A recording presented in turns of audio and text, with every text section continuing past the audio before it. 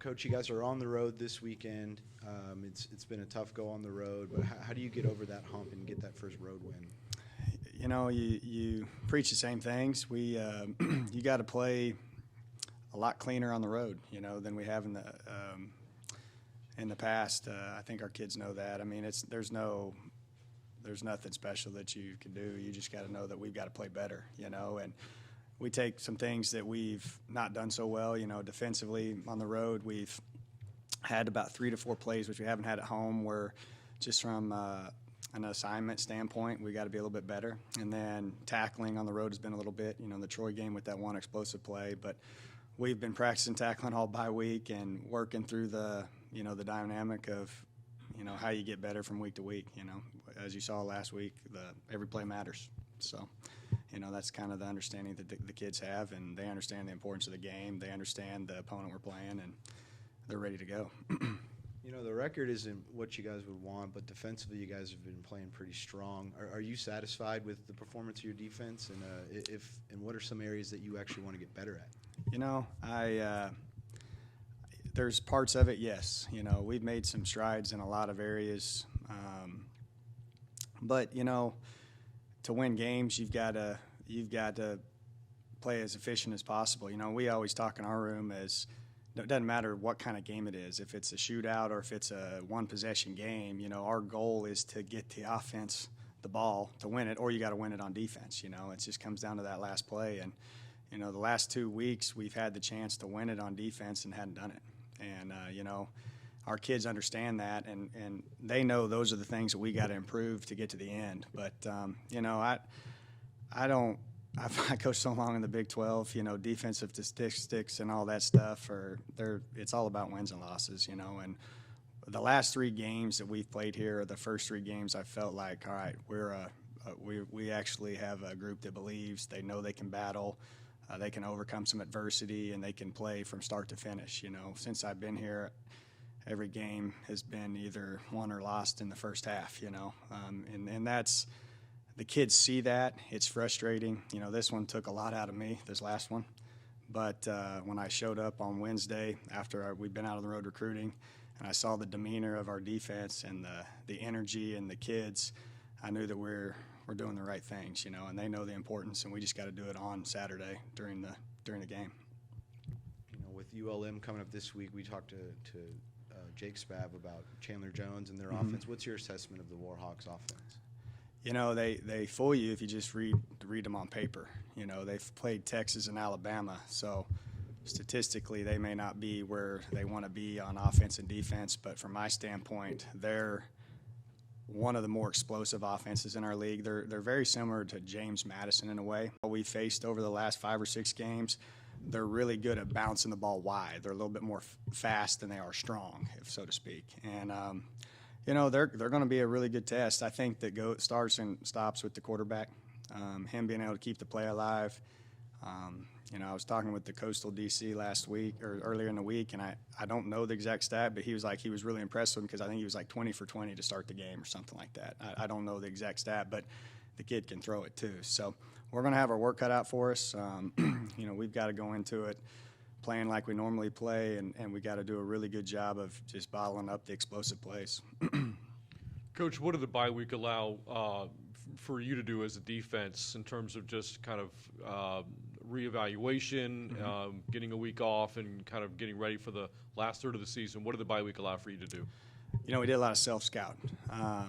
You know, one thing that's been good, you know, I haven't had a bye week this late before, and after our 4th game this year, we spent one Sunday studying ourselves, studying our formation, studying our third downs, studying red zone, and we were able to do that on this bye week. So it kind of gives you an idea of where you have some tendencies, what maybe they see, you know, and, you know, it also allows you to just kind of look at some things that could help you, you know, from where people are starting to attack you a little bit. And, you know, it's been good for us, but, you know, more than anything, it gave us time to get healed up and get ready to go for these last 4.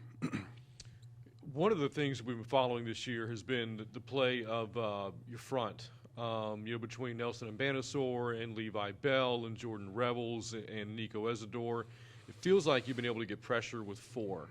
Just how significant has that been where you haven't had to bring extra rushers just to get a pass rush? It's huge. It's really it's what's probably made us better on defense, from top to bottom. We've got, if you were to ask me where we improved, obviously that's the big deal. And, we've got a lot of kids on the back end and at linebacker that played a lot of football. So our experience is what helps us there. But our talent up front has been really good. It allows you to call the game a lot different.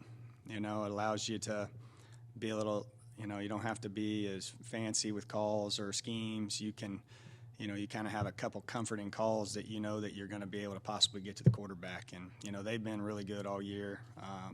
They've been disruptive, negative plays. They're just, if you watch them practice, though, that's what you see every day out there is what you see in the game. And I think you'd be pretty amazed with how they've changed a lot of this defense, demeanor-wise. That's been a strength of the defense as you have done your self-evaluation. In what areas would you say that you need to be better right now? We've had a couple 4 minutes. We had the 4 minute against Troy. We weren't good. We corrected against Southern Miss. A couple situational things like that. Getting into a 2 minute station, we were really good all year until this last game. And so we took some emphasis and time to kind of go through those more situations. Short yardage, we've been pretty good, but we've got some things that we've been hit with from a tendency standpoint that we felt like we could work through and operate. But outside of that, our scheme's not going to change a whole lot. We have a comfort in our defense that we can adapt to everything with the same calls. The kids have done them over and over and over again. So really from the bye week to now, it's just more of those, red zone, 2-point plays. You got to get ready for that for overtime games. We've had one with app and things like that. So that's where our emphasis and our kind of work has gone. We might have a couple wrinkle or two on third down. You never know. Over these past 3 games, who are some players you think that have stood out to you that may not have gotten enough recognition?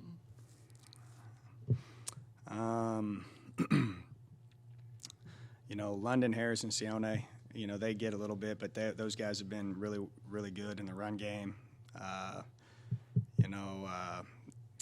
really think Jordan Mask, he's been toughing out a shoulder, and, when he's out there, he's been really good. Outside of that, it's the same old name brand, it's the same guys. We've got a really good consistency with everybody.